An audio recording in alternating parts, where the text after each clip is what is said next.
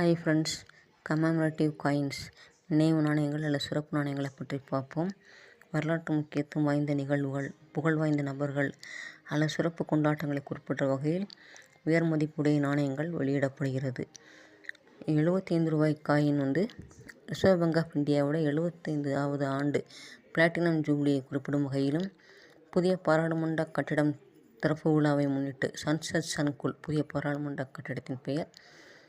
அடுத்து, நமது நாடு சுதந்திரமடைந்த 75 ஆண்டுகளை குறிப்பிடும் வகையிலும் சிறப்பு நாணயமாக வெளியிடப்பட்டது.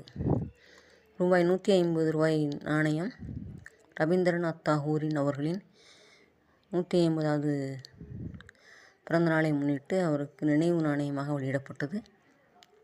அடுத்து, 1000 ரூபாய் காயின் முதலாம் ராஜேந்திர சோழனின் கடற்படை பயணத்தோட 1000வது ஆண்டு நிறைவை குறிக்கும் வகையில், அதாவது மில்லினியம் இயர் குறிப்பிடும் வகையில் நினைவு நாணயமாக பிரதம மந்திரி கங்கை கொண்ட சோழபுரத்தில் ஜூலை 27, 2025ஆம் ஆண்டு வெளியிட்டார்.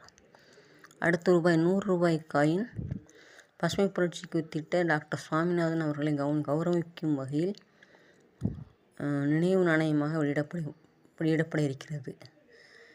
இவை பொது